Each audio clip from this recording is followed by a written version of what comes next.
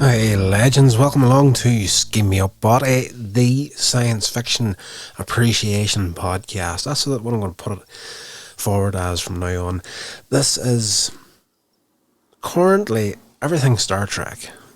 Just check the flipping artwork on the podcast. It's me on the bridge of the Enterprise D with a Starfleet uniform on, but I want to take this podcast beyond Star Trek at some point. Like, we've got a mess load of content to get through as far as Star Trek alone goes, but I'm hoping at some point to go ahead and do some other stuff as well, some classic science fiction shows.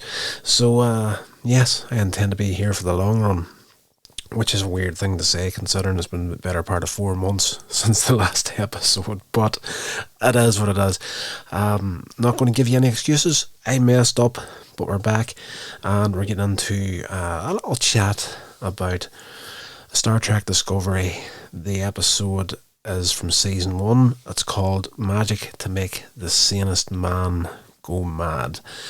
And this one here, for me, Star Trek usually hits really great episodes whenever time travel comes into it, and there's a lot in this here. We get the time loop scenario in this episode, but in all fairness, probably not one of the stronger time loop episodes from the entire run of Star Trek. There's some other things in there, like there's an episode in Next Generation where the Enterprise gets destroyed at the beginning of the episode, and they're in a time loop and they have to work their way out of that. By the end of the episode, they get hit by another starship, explode.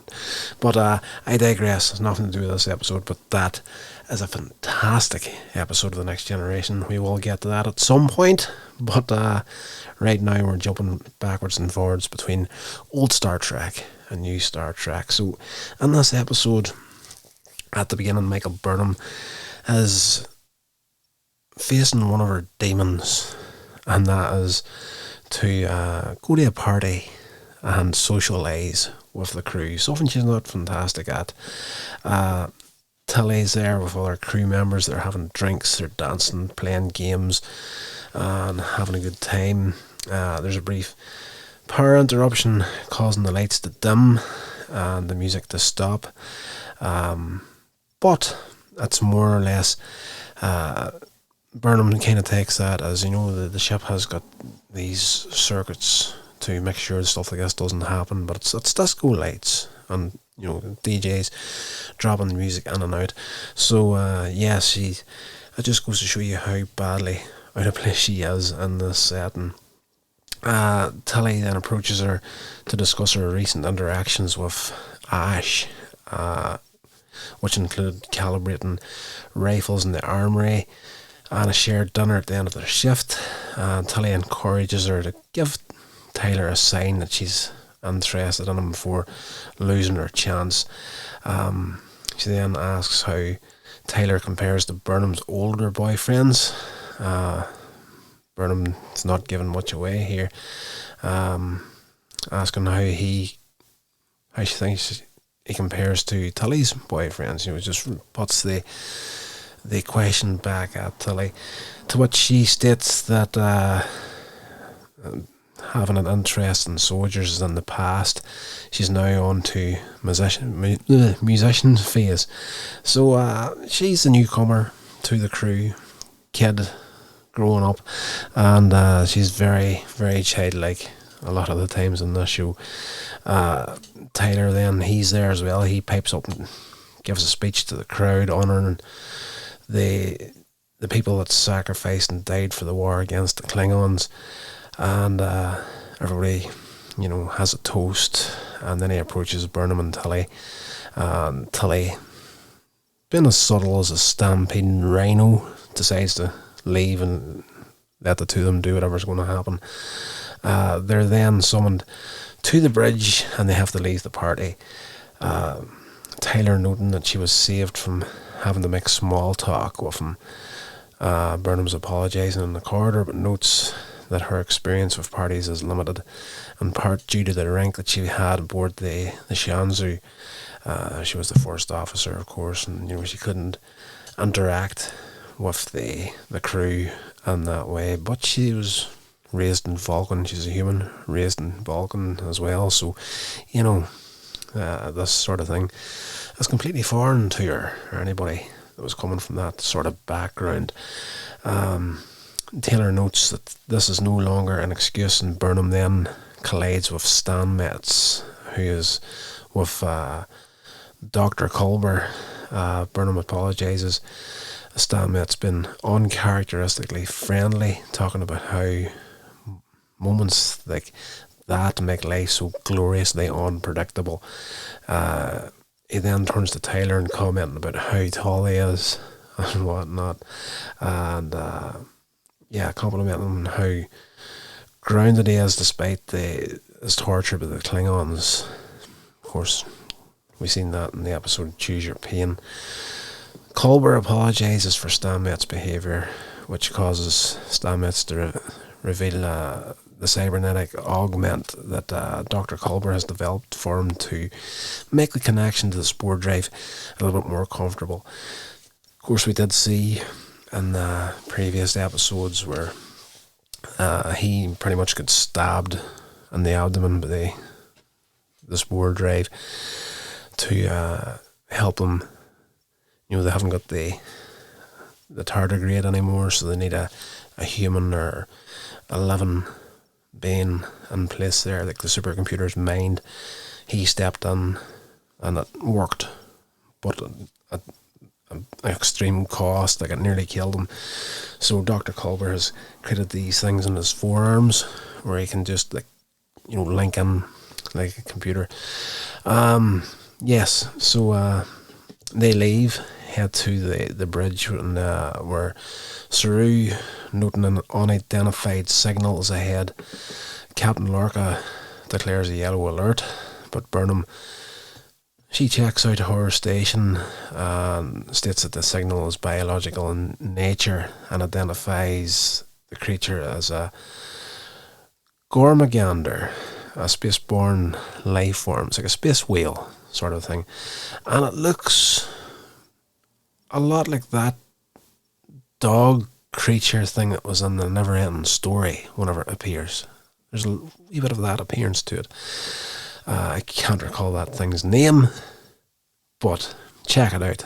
Check this episode out, then take a Google the picture of that, the Never Ending Story, the big flying dog thing, and you'll see what I mean. She also notes that its health is compromised. Lorca cancels the yellow alert, adding that he thought Gormaganders were extinct due to hunting. Burnham corrects him, noting that their practice of feeding on alpha particles and solar winds often cause them to ignore their reproductive instincts. Lorca then, he's preparing to order Discovery to leave the area, but this creature is on the endangered species list, which means they're duty bound to help this thing out, and they're required by law to take the creature to a xenological facility. That's a flipping huge word for this time of the night. Lorca grants permission to do so. They beam this creature into the shuttle bay. Burnham's there. Abnormal readings are detected inside the creature. It then opens its mouth, and a person in a spacesuit emerges and attacks the Discovery crew, injuring and killing several. Burnham manages to call the bridge to declare an intruder alert. Lorca has the intruder confined in a corridor and calls for the situation to end. The intruder then shows who it is, and it is indeed Harry Mudd. Mudd has returned for his revenge. In this episode, of course, Choose Your Pain, Lorca and what's his face escaped the Ash Tyler. Lorca and Tyler escaped the Klingon ship and left Mudd to deal with the whole situation. He just was not on their side, so they left him, and he's come back for a wee bit of revenge on Lorca, and the crew of the ship. And he's got this. To cut a long story short, he has this wristband computer sort of a deal, and it's what's controlling the time loop. It turns out there's a time crystal hidden inside the Gormagander. We find that out later in the episode. But essentially, when he shows his face, he tells Lorca that he's there to find out what's special about the Starship Discovery, and then he's going to sell it to the Klingons to destroy the Federation. Any chance the Federation has a win in the war is gone if the Klingons get the ship, so he's going to sell it to them, make a clean fortune. Yes, he's there for revenge. Lorca notes that he doesn't see this situation ending with the loss of his ship. Mudd replies, not this time, noting that he has the data he needs for the next time. After stating that he'll see Lorca earlier, he activates this an explosive device. The explosion gradually spreads through the ship, destroying it. They can't contain it. He knows what he's doing. So then we go through a whole mess load of different scenarios throughout the episode where we see the exact same thing happening from different perspectives. And each time we learn a little bit more. And the thing about it is, and whenever I seen this happening earlier in the series, Stan Metz was looking in a mirror, and after he connected himself up to the spore drive, and he walked away from the mirror, but his reflection in the mirror waited a few seconds, and then it left the mirror image, repeated just slightly later than the real person did. So I was expecting some huge big explanation for what was going on here, but we get it very simply in this episode. Is because of the spore drive and his connection to it, he exists kind of outside of the normal space-time continuum. So every time Mudd blows up the ship, resets the timeline, goes through this whole mess load of scenarios to try and work out Discovery's secret, he is able to remember what happened every time, having now the ability to exist outside the normal space-time continuum. Stan Metz this is. So yes, we go through all these different scenarios. Whenever they do think they've got the upper hand on Mudd, he'll do something different in the next, timeline, let's just say, the next time frame. Whenever he resets this time loop, they're expecting him to be coming out of the Gormagander. He's not. He's on engineering this time, and he's got the upper hand the entire way through the episode. But the further on we go, Stan Metz is fighting different ways to try and get information to different characters to make them trust him quicker. He will find out in one loop. He asks Michael, tell me something that you've never told anybody. So the next time I see in the next, when the time loop resets, the next time I can tell it to you and you'll trust me straight away. So stuff like that there. And basically the big secret she has is she's never been in love. So yeah. Anyway, to cut a long story short, Lorca, I'm too late for that.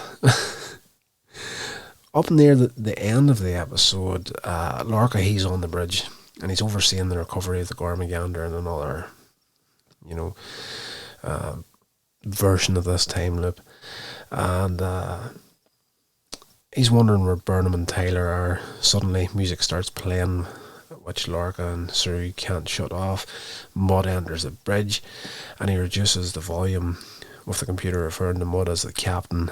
Mud beams Lorca into the brig and threatens the crew with weaponized dark matter capsules. And, he's just statistically using all these different methods to kill people each time, and he throws one of these. It's just like a little marble sort of thing. It's dark matter, but it destroys you from the inside out. It'll eat you from the inside out.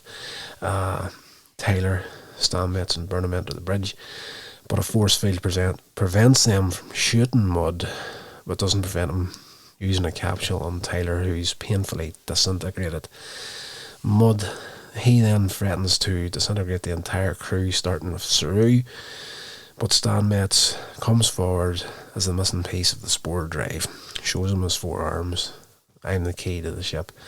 Mud beams himself and Stamets to engineering, and Burnham and Tully examine the Gormagander and the shuttle bay and discover Mud's ship is inside the animal. That's why it's not feeling well. Of course, it's got a starship on it, and it's got a large time crystal inside the ship. However, they need more time to figure out how to stop the loop, but Tully points out that Mud no longer has a reason to reset the loop himself, as he already has everything that he needs. Very smart of Tully in this episode. Burnham thinks otherwise, so she goes to see Mud. At this point, he's in the captain's ready room, and he's messing about recording his own little captain's log sort of a deal. Burnham enters the room, and while she's there, he sends a message to the Klingons about their location. Burnham then identifies herself as the killer of Tukuvma and points out that the Klingons would pay a lot to get hold of her, even more than for the Discovery. Mud is like, I've checked the crew. You're not listed as a crew member of Discovery. And she's like, I'm not a crew member. She was enlisted by Lorca as a crew member, but she's not officially a crew member, so she's not on the roster, essentially. But the computer then confirms who she is, but before Mud can stop her, she does herself in with one of the dark matter capsules.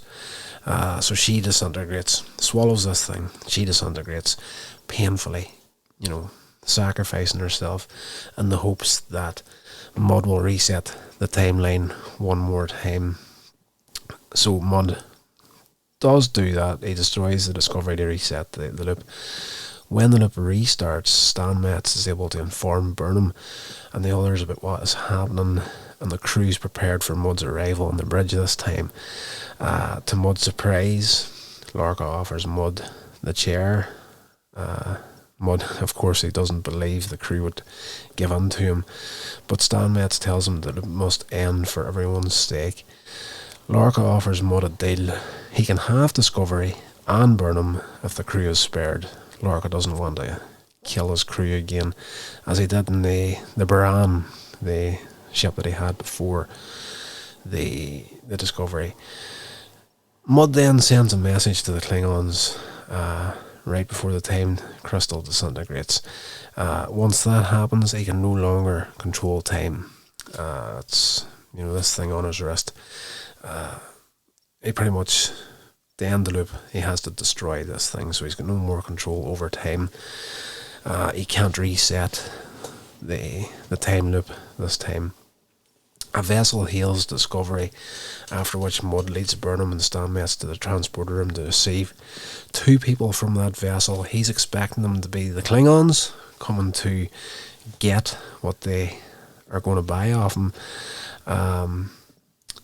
It would not have been difficult. Oh, where am I at?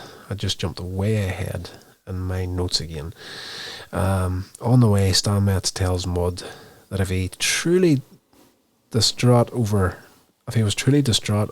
not having his Stella pops up in this episode, and anytime he met Mud in the original series. You know, he's like, my beloved Stella, this, that, and the other. But he was running from Stella at this stage, and she's like the nagging wife that he was always trying to get away from.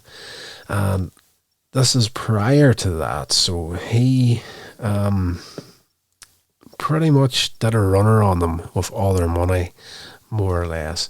And Stan Metz and the crew reconfigured a lot of stuff in the bridge, including the captain's chair, to do what they wanted to do, and make Mud think that he was talking to the Klingons or signalling to the Klingons, where he wasn't signalling the Klingons. He was signalling Stella and her father, Baron Grimes. He's an arms dealer who has made a fortune selling weapons due to the war. Mud wonders how Stan Metz could know that, and Burnham tells Mud, computer archives are non-critical systems. That was the thing, they couldn't get anything that was of great importance throughout the episode to try and stop Mud.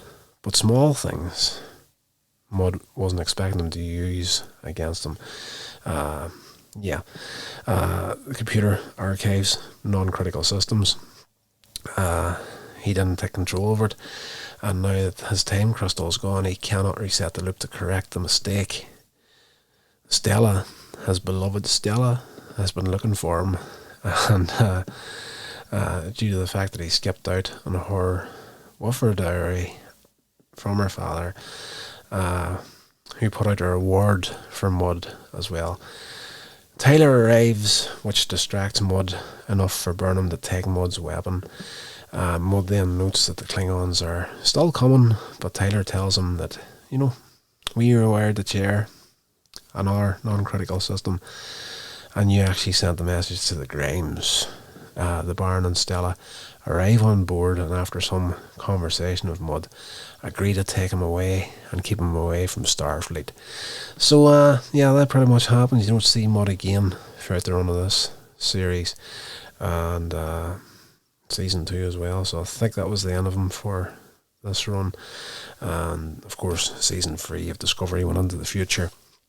So Burnham and Tyler at the end of the episode, they talk about Stan Metz telling them about their interactions during the time loops, and Tyler notes that he's sad at having missed their first kiss. The Discovery then goes back to its usual business, and the episode closes out. This wasn't a bad episode. I enjoyed this pretty much. A good bit of humour with Harry Mudd. When Mudd turns up, there's usually good banter to be had, and we do get a bit of that in this episode, especially whenever he's getting the upper hand on Lorca. There's as I say, there's so many times that the time loop is reset that you see Mudd says he enjoys how many times he's killed Lorca and all the different ways he's worked out how to kill him, and you get this section in the episode where you see all these different times where Mudd enters the bridge, and he'll use a phaser on him one time, then he'll beam him out into space the next time. So we don't actually discover in this episode how long they were in the time loop. I would have liked that to be in that hour episode of Star Trek The Next Generation I was talking about there, where the Enterprise was stuck in the time loop.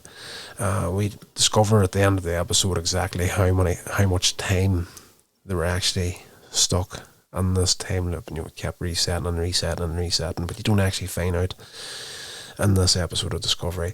So I would have liked this just found out from my own peace of mind how long this was going on, but it is what it is. Again, probably not one of the stronger time loop episodes that you got from Star Trek, but normally whenever Star Trek plays about with time, you usually get something fantastic with it. Now, we do get that again in season 3 where they skip to the future. I currently at this point haven't seen season 4 yet. I'm consciously keeping away from it until I actually do the run of these episodes on the lead up to it. So I don't want to spoil it for myself. But yes, it was an enjoyable enough little episode of discovery, and I'm here for it. It's there doesn't seem to be a lot of middle ground between new Star Trek and old Star Trek at this point. But having said that, I have seen at this point, I have checked out Strange New Worlds, and it is flipping phenomenal. It is very, very much in the heart of old Star Trek. So we get an episodic series. Again, there's a little bit of story there that,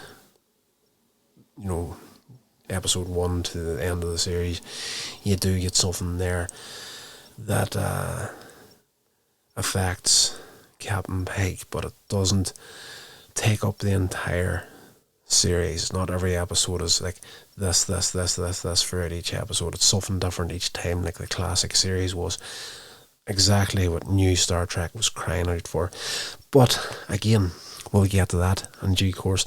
That's going to do it for this episode, guys. Hope you enjoyed it, and until the next one, hopefully it's quicker than the gap you had between the last one and this one.